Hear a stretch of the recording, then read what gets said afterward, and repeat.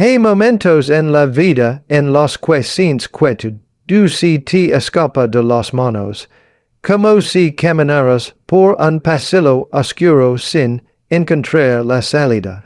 Te levantas por las mañanas con esa sensación pesada en el pecho, esa que te dice que hay cosas pendientes, decisiones que no tomas, conversaciones que evitas, problemas que crecen mientras finges no verlos.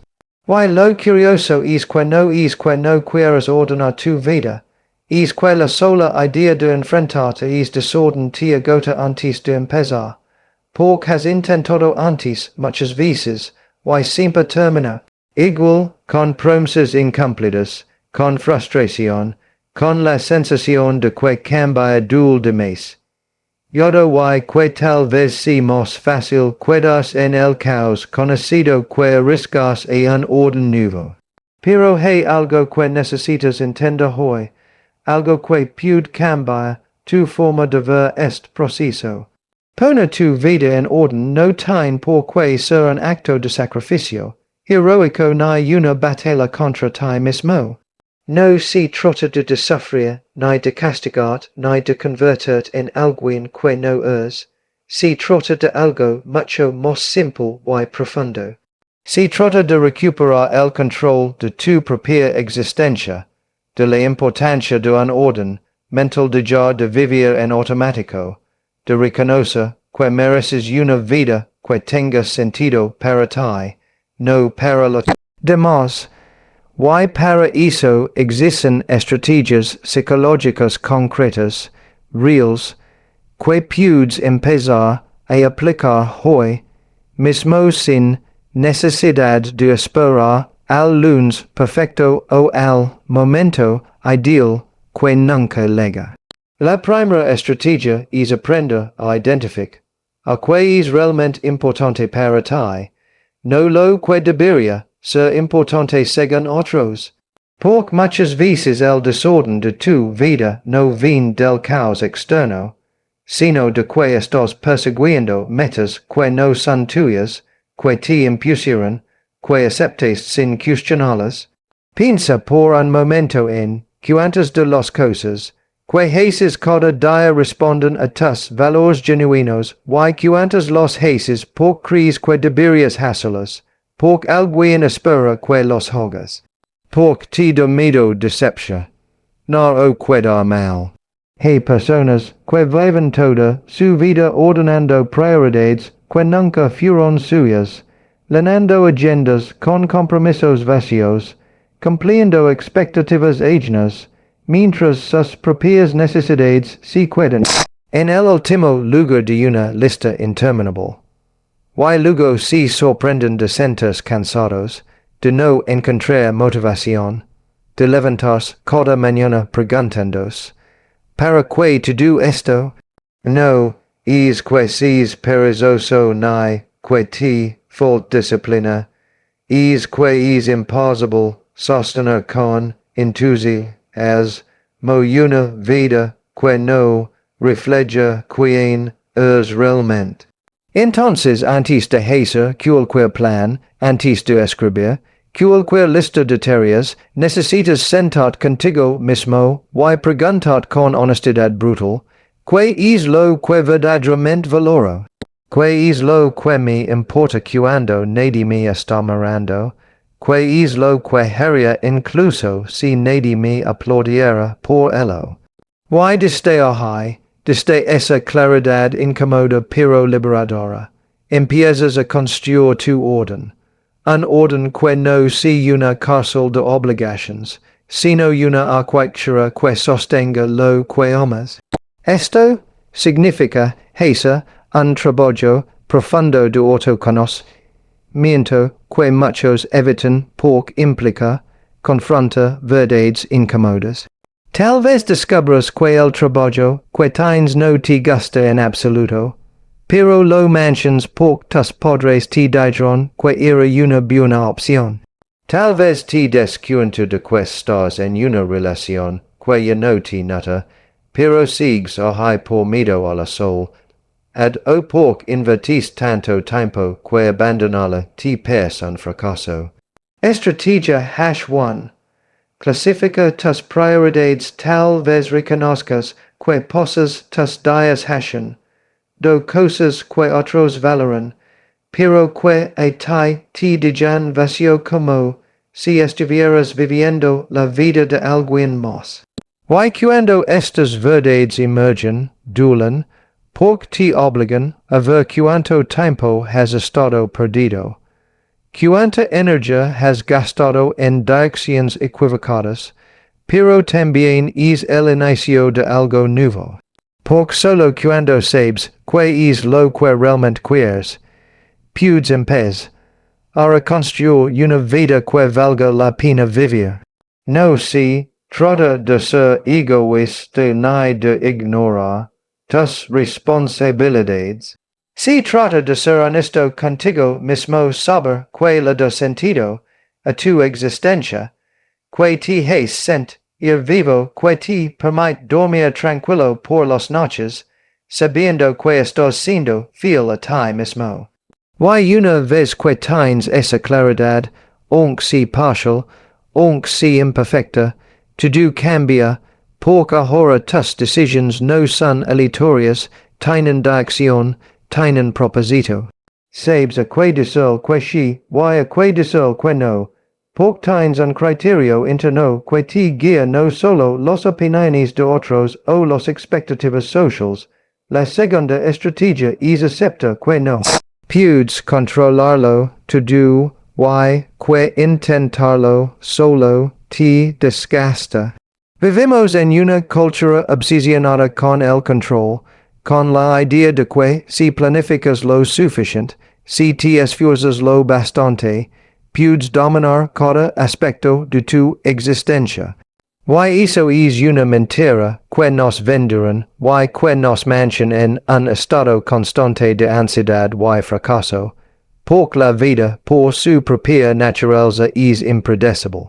Estás llena de variables que no puedes manejar, de personas que toman decisiones que te afectan, de circunstancias que cambian sin pedir permiso.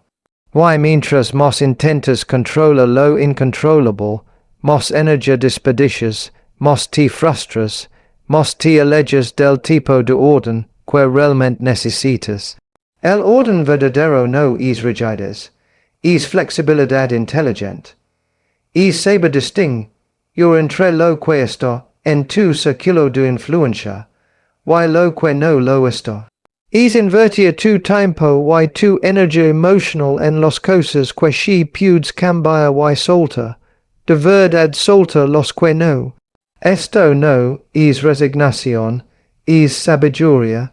Porque cuando dejas de pelear batallas que no puedes ganar, cuando aceptas que hay cosas que simplemente van a pasar sin importar cuánto te resistas, liberas un espacio enorme en tu mente y en tu corazón, un espacio que puedes usar para actuar sobre lo que sí importa, sobre lo que sí puede modificar.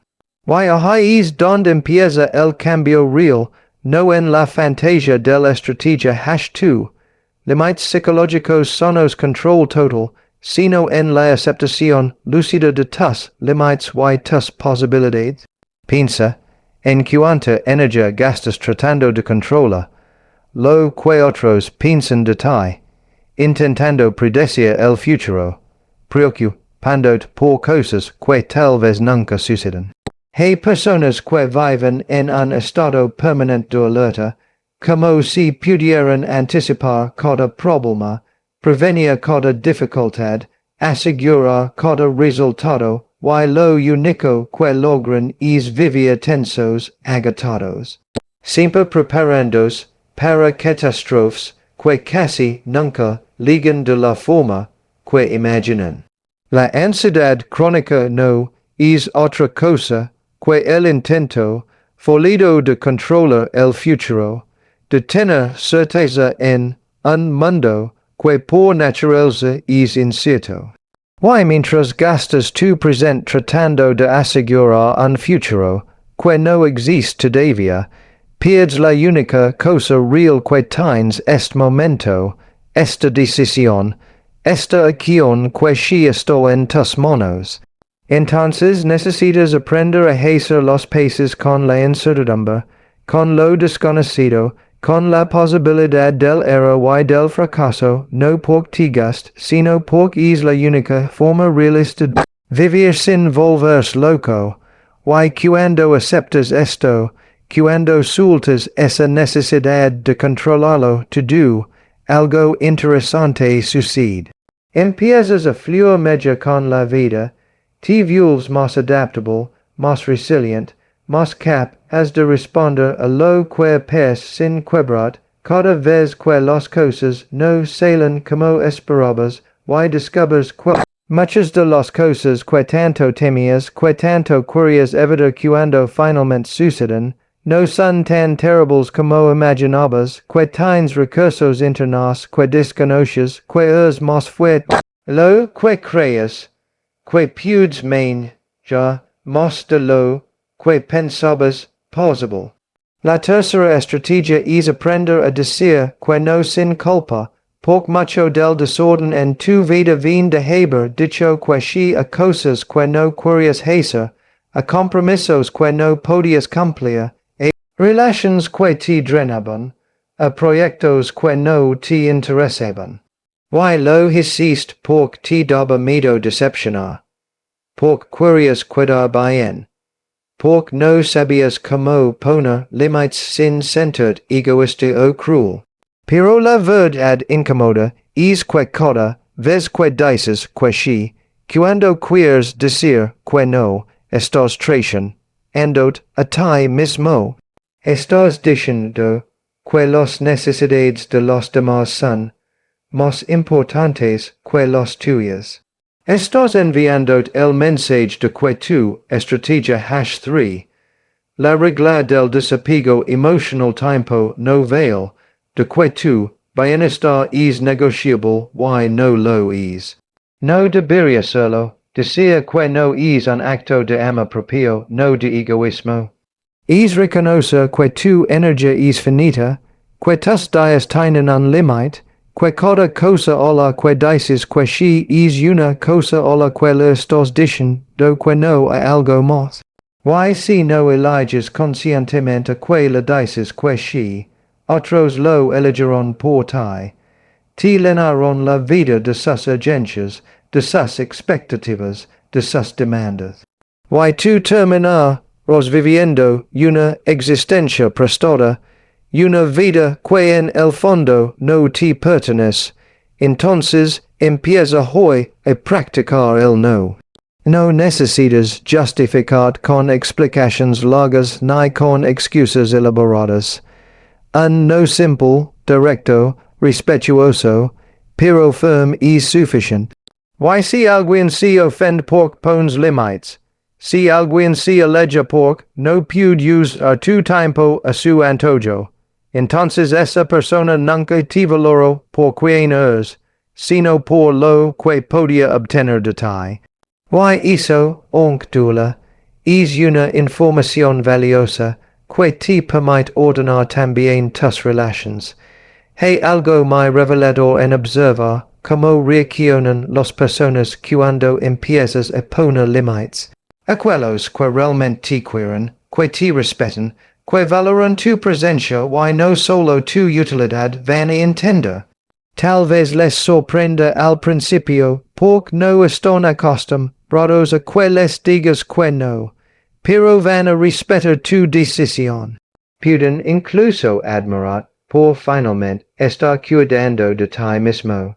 Pero hay otras personas, y esto es importante que lo veas, que se van a molestar, que se van a ofender, que van a intentar hacerte sentir culpable, van a decir que has cambiado, que ya no es la misma persona, que te has vuelto egoísta y todo eso es manipulación, aunque no siempre consciente, porque esas personas se benefician de tu falta de límites, de tu necesidad de complacer, de tu miedo a decepcionar, y ahora que les estás quitando es acceso ilimitado a tu tiempo y energía, se sienten amenazadas.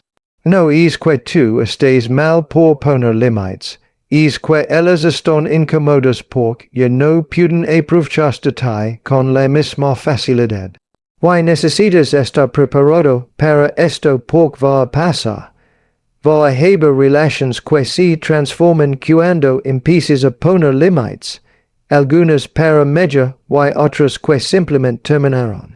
Y aunque esto dura, aunque te haga dudar y preguntar si estás haciendo lo correcto, necesitas recordar que las relaciones que solo funcionan cuando tú te sacrificas no son relaciones sanas. Arreglos unilaterales don tú das y el otro toma, don tu bienestar siempre queda en segundo lugar y mereces algo mejor que eso. Mereces relaciones recíprocas don tú no seas respetado tanto como tú sí, don cuidar de ti mismo no se visto como una traición, sino como algo natural y necesario. La cuarta estrategia es romper con la parálisis del perfeccionismo. Hay personas que no avanzan, que no ordenan nada, que no empiezan ningún cambio porque están esperando el momento perfecto, el plan perfecto, las conditions perfectas. Y es momento estrategia #4. Control de pensamientos intrusivos nunca llega, porque la perfección no existe en la vida real, solo en las fantasias y en las redes sociales editadas. El perfeccionismo no es una virtud, es un miedo disfrazado de exigencia. Es el miedo a equivocar, a ser juzgado, a descubrir que no es tan capaz como te gustaría creer. Entonces te quedas paralizado, planeando sin hacer, pensando sin actuar, soñando sin construir. Y mientras tanto el tiempo pasa, las oportunidades se van y tu vida sigue en el mismo desorden porque nunca fue el momento adecuado para empezar. Necesitas entender algo fundamental. La acción imperfecta siempre es mejor que la inacción perfecta. Siempre, porque cuando actúas, aunque sea de forma torpe, aunque cometas errores, aprendes, ajustes, mejoras. Pero cuando no haces nada esperando la perfección, solo acumulas frustración y arrepentimiento. El orden en tu vida no va a llegar de golpe completo y brillante como una revelación.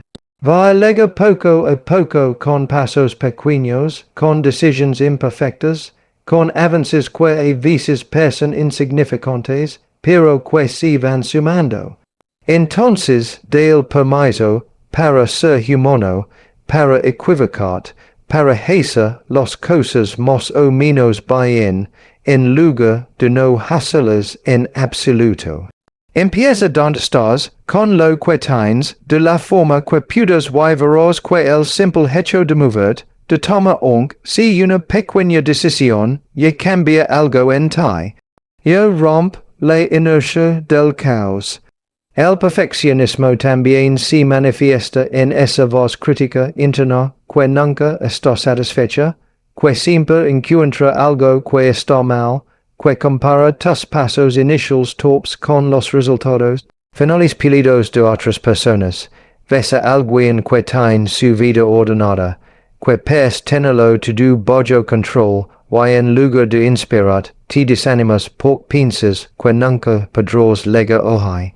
Pero lo que no ves es todo el proceso que esa persona atravesó, todos los errores que cometió, todas las veces que fracasó antes de encontrar lo que funciona.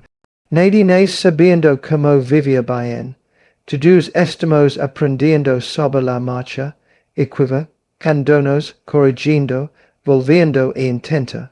Y la diferencia entre quienes avanzan y quienes se quedan atascados no es que los primeros son más inteligentes o más disciplinados, es que están dispuestos a ser imperfectos en público, e intento cosas sin garantía de éxito, a fallar y levantarse sin convertir cada error en estrategia #5. simplificar decisions complejas scissors una evidencia de su insuficiencia. Porque el era no es el problema es como interpretas el era. Si cada vez que te equivocas lo usas como prueba de que eres un fracaso, entonces vas a evitar cualquier situación donde puedas equivocar. Why? Eso significa evitar todo lo que importa, porque todo lo que vale la pena implica riesgo. Pero si aprende a ver el era como información, como feedback que te dice que ajustar, entonces te liberas de la parálisis, y puedes moverte con más soltura. Pudes intenta fallar, aprender, intenta de nuevo. Y es ciclo, aunque no sea glamoroso ni espectacular, es el que realmente produce cambios duraderos. La quinta estrategia es enfrentar lo que has estado evitando, porque detrás de cada desorden hay algo que no quieres ver, una conversación que no quieres tener, una decisión que no quieres tomar, una verdad que no quieres aceptar. Y mientras evitas eso, todo lo demás se contamina, se complica, se enreda. Es como tener una herida que no tratas porque te da miedo verla, y mientras tanto se infecta, y el dolor se extiende todo tu cuerpo. No puedes ordenar tu vida si hay cosas importantes que estás dejando sin resolver. No puedes avanzar si sigues cargando conversations pendientes, resentimientos no expresados, relations que necesitan cerrar o redefinirse, y sé que es difícil.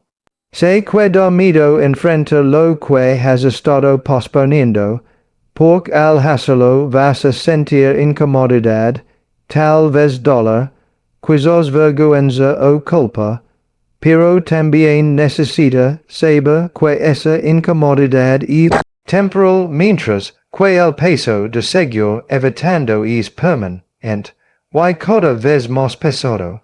Entonces has una lista mental o escrita si te ayuda de esas cosas que sabes que necesitas enfrentar, pero que has estado dejando para después. Puede ser una conversación con alguien que te lastimó o que lastimaste. Puede ser una decisión sobre tu trabajo, tu relación, tu salud. Puede ser aceptar una verdad sobre ti mismo que no te gusta, pero que necesitas reconocer, y en lugar de seguir yendo, elige enfrentar una sola de esas cosas hoy. No todas, solo una. Por cada vez que enfrentas lo que temías, recuperas un pedazo de tu poder, de tu dignidad, de tu tranquilidad, y te das cuenta de que lo que imaginabas aterrador casi siempre es menos difícil. Lo que pensabas una vez que lo miras de frente. Piensa en todas esas situaciones que llevas meses, tal vez años evitando esa cuenta de banco, que no quieres revisar porque temes ver cuánto has gastado. Esta llamada al médico que pospones porque te da miedo lo que pueda encontrar. Esa conversación con tu pareja sobre los problemas que ambos fingen que no existen. Es proyecto que dejaste medias porque te confrontaba con tus estrategia #6. Cambia hábitos paso a paso límites. Cada una de estas cosas ocupa espacio en tu mente, consume energía incluso cuando no estás pensando conscientemente en ellas, porque tu cerebro sabe que están ahí pendientes sin resolver y te envía recordatorios sutiles en forma de ansiedad difusa, de pesadez inexplicable, de esa sensación de que algo no está bien, aunque no puedas identificar exactamente qué es. Y lo que descubres cuando finalmente te decides a enfrentar esas cosas es que el miedo anticipatorio casi siempre es peor que la realidad. Si tal vez la conversación se incomoda, tal vez los números en tu cuen, tu no son lo que esperabas, tal vez el médico te dé noticias que no quieres escuchar, pero al menos ya no estás en la incertidumbre torturante de no saber, ya no estás gastando energía en evitar, ya puedes en paz, ahora hacer algo al respecto, porque no puedes resolver un problema que no has admitido que existe. Una or the her kind we dieque, fnges que di, uring go, eh? Why mientras más tiempo pasa entre el momento en que algo necesita atención, y el momento en que finalmente se la das, más complicado se vuelve resolverlo. Las conversations difíciles no se vuelven más fáciles con el tiempo, se vuelven más cargadas de resentimiento acumulado. Las decisiones importantes no se aclaran solas, se vuelven más urgentes y más limitantes. Entonces, deja de esperar el momento perfecto para enfrentar lo que necesitas enfrentar, porque es momento nunca llegará. El mejor momento es ahora, cuando todavía puedes hacer algo al respecto, cuando todavía tienes options, cuando el problema no se ha convertido en una crisis. La sexta estrategia es simplificar tu vida de forma radical. Vivimos rodeados de exceso, de options infinitas, de posibilidades que nos prompten felicidad, pero que en realidad solo nos confunden y nos cansan. Tienes demasiadas cosas en tu casa que no usas, demasiadas aplicaciones en tu teléfono que solo te distraen, demasiados compromisos en tu agenda que no te aportan nada real. Y todo es exceso no es riqueza, es ruido, es desorden disfrazado de abundancia. Por cada cosa que posees, cada compromiso que mantienes, cada relación que sostienes, requiere energía de tu parte, atención, tiempo. Y si la mayoría de eso no te está dando nada a cambio, entonces estás gastando tu vida en mantener un desorden que no te sirve. La simplicidad no es pobreza, es claridad. Es quedar solo con lo esencial, con lo que realmente usas, con lo que verdaderamente valoras. Y cuando eliminas lo superfluo, cuando te deshaces de lo que no necesitas, respiras diferente, te mueves con más facilidad, piensas con más nitidez, tienes espacio para lo que importa. Entonces empieza a soltar, regala la ropa que no usas, borra los contactos que ya no significan nada, cancela las suscriptions que no lees, renuncia a los compromisos que solo cumples por inercia y cada vez que sueltas algo, pregúntate si realmente lo necesitas o si solo lo mantienes por costumbre, por miedo a parecer raro, por la ilusión de que algún día lo vas a usar. La mayoría de las veces la respuesta es que no lo necesitas y está bien. Soltar no es perder, es ganar libertad. Hay una paradoja interesante en la acumulación. Pensamos que tener más options, más cosas, más posibilidades nos da más libertad, pero en realidad nos paraliza. Hay estudios psicológicos que muestran que cuando enfrentas demasiadas options, tu capacidad de decidir disminuye. Tu satisfacción con la elección que haces también baja, porque siempre te quedas preguntando, si otra opción hubiera sido mejor. Esto se aplica a todo.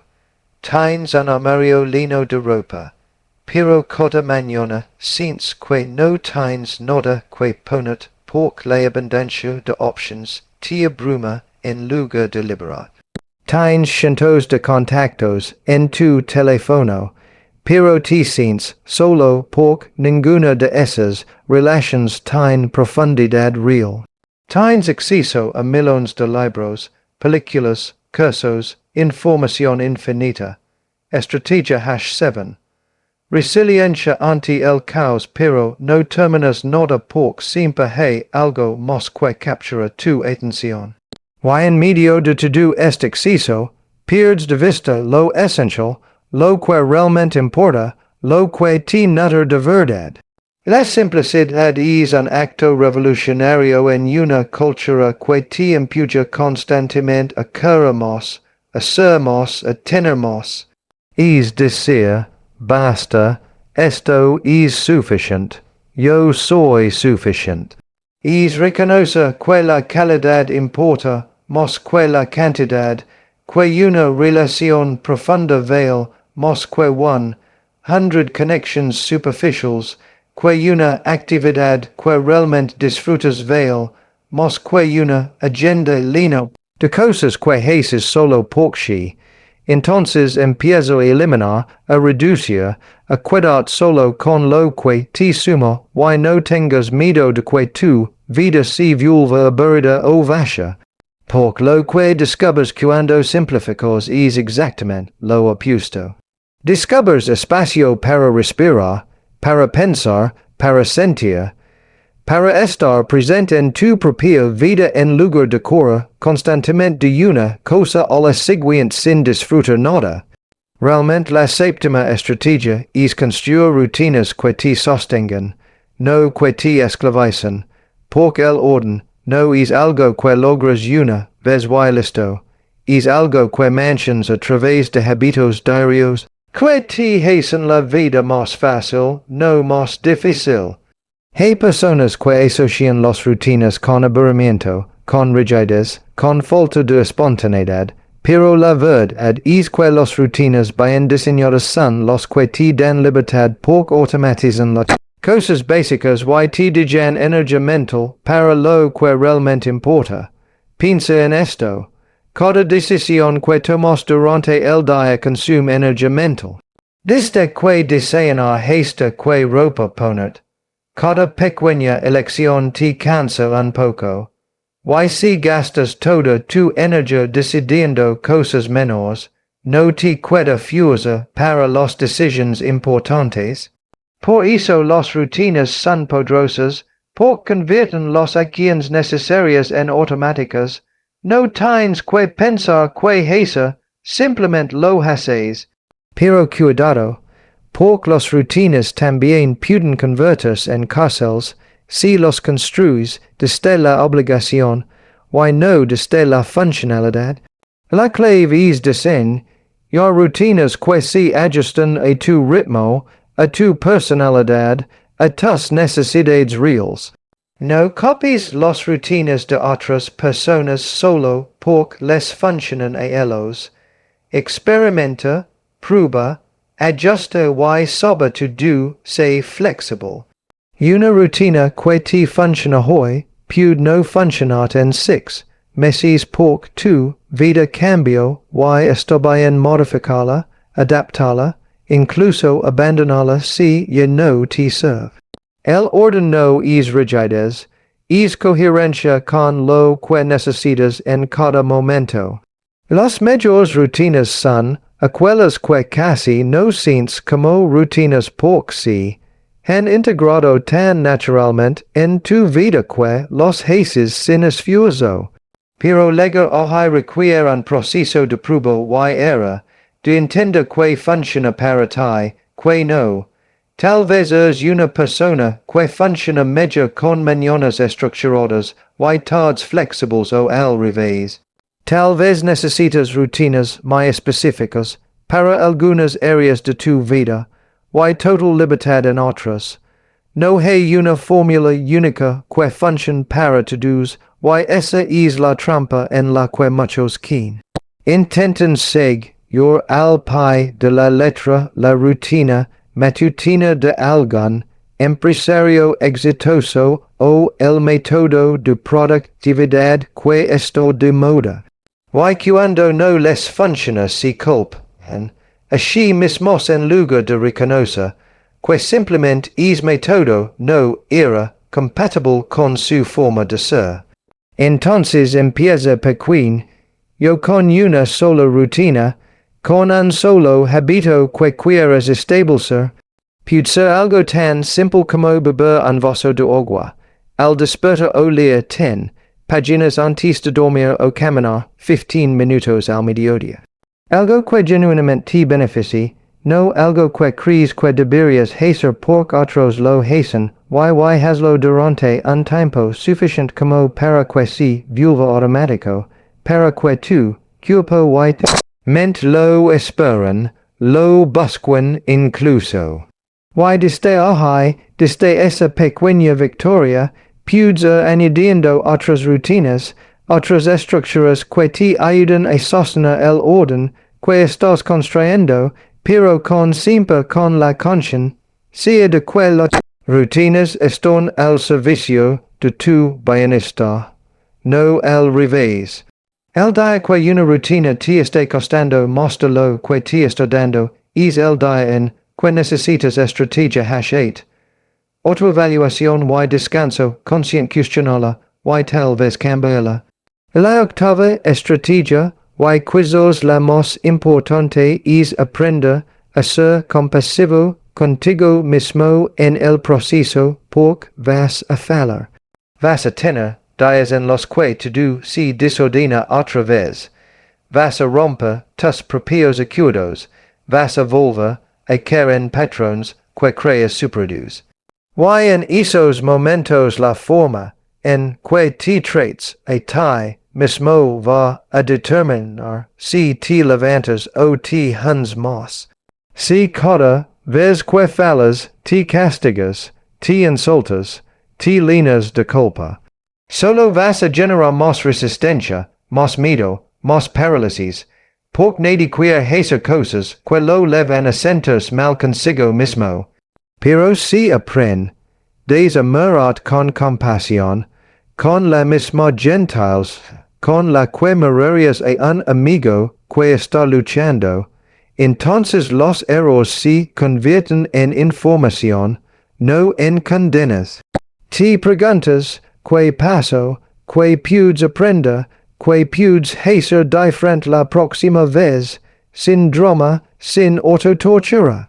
Sin convertir cada tropiezo en evidencia de que eres un fracaso, necesitas entender que cambiar, ordenar tu vida, construir algo nuevo es un proceso lleno de intentos y errores. No es una línea recta hacia arriba, es un camino con curvas, retrocesos, días buenos y días malos. Y eso no significa que estoy fallando, significa que estoy siendo humano. Entonces, date permiso para ser imperfecto, para avanzar a tu ritmo, para celebrar los pequeños logros, aunque no son espectaculares, para descansar cuando lo necesites, sin sentir que estás traicionando tu compromiso contigo mismo. Porque el orden que construyes desde el amor propio es sostenible. El que construyes desde el castigo siempre se derrumba. La autocompasión no es autoindulgencia, no es dar permiso para no hacer nada o para sabotar constantemente sin consecuencias. Es algo mucho más sutil y poderoso. Es tratar con la misma dignidad y respeto con la que tratarías a alguien que te importa. Si un amigo cercano viniera a contarte que fracasó en algo, que volvió a caer en un patrón destructivo, que no logró cumplir sus propias metas, que le dirías. Lo insultarías, lo llamarías inútil, le dirías que nunca va a cambiar, por supuesto que no. Le hablarías con impaciencia, le recordarías que todos cometimos errores, le ayudarías a ver que puede aprender de la experiencia, y lo animarías a seguir intentando. Entonces, ¿por qué no te tratas a ti mismo con esa misma amabilidad? ¿Por qué guardas tu compasión para los demás, pero contigo mismo eres brutal, implacable, cruel? Hay personas que tienen un crítico interno tan severo que les habla de formas en las que nunca le permitirían a nadie más hablarles y viven bojo es régimen de terra psicológico, donde cada error es magnificado, donde cada imperfección es prueba de insuficiencia, donde nunca nada es suficientemente bueno y eso no te hace mejor, no te hace más disciplinado ni más exitoso, solo te hace miserable, solo te quita las ganas de intenta, porque sabes que incluso si lo haces bien, tu crítico interno encontrará algo que criticar. Entonces necesitas aprender a silenciar esa voz o al menos a no creer todo lo que dices. Necesitas cultivar una voz interna más compasiva, más realista, más justa. Una voz que reconozca tus esfuerzos, que celebra tus avances por pequeños que son, que te recuerda que estás haciendo lo mejor que puedes con las herramientas que tienes en este momento. Y desde ese lugar de autocompasión genuina, el cambio se vuelve más fácil, más natural, más sostenible, porque no estás intentando ordenar tu vida desde el miedo al castigo, sino desde el deseo genuino de cuidar, de tratar bien, de dar la vida que mereces. Todo esto que te he compartido no son fórmulas mágicas ni recetas que van a transformar tu vida de la noche a la mañana. Son estrategias psicológicas probadas reales que funcionan si las aplicas con constancia y con honestidad. Pero necesitas entender algo fundamental. Nadie va a venir a ordenar tu vida por ti. No hay salvadores externos. No hay momentos perfectos que llegan por arte de magia. No hay cambios profundos sin tu participación activa. Es tu quien que tomar la decisión de empezar hoy, no mañana, no el lunes, no cuando te sientas conclusions y mensaje final preparado, porque nunca te vas a sentir completamente preparado. Empiezas ahora desde donde estás con lo que tienes, de la forma que puedes. Y cada pequeña acción que tomas en dirección al orden, cada límite que pones, cada cosa que sueltas, cada verdad que enfrentas, te acerca un paso más a una vida que se siente tuya, que tiene sentido, que puedes sostener sin agotar. No se trata de ser perfecto ni de tener todo bajo control. Se trata de vivir con intención, con conciencia, con la dignidad de saber que estás haciendo lo mejor que puedes con las herramientas que tienes. Y eso es más que suficiente.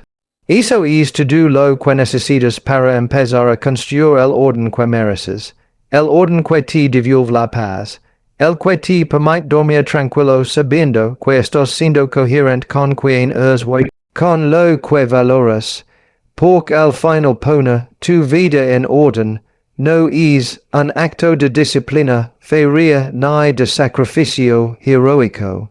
Es un acto de amor propio, de respeto por tu propia existencia, de reconocimiento de que tu vida es valiosa y merece ser vivida con propósito, con claridad, con la tranquilidad que viene de saber que estás haciendo lo correcto para ti, no para los demás. Y es el único orden que importa, el único que puede sostener, el único que realmente vale la pena. Hay algo profundamente liberador en das cuenta de que no tienes que esperar a sentirte motivado para empezar, que no necesitas tener todo resuelto en tu mente antes de dar el primer paso. La motivación no precede a la acción. La acción genera motivación. Empiezas a moverte aunque si con dudas, aunque si con miedo, y en ese movimiento algo se activa en ti. Una energía que estaba dormida despierta, una claridad que estaba oculta emerge y de repente descubres que eres capaz de mostrar lo que pensaba.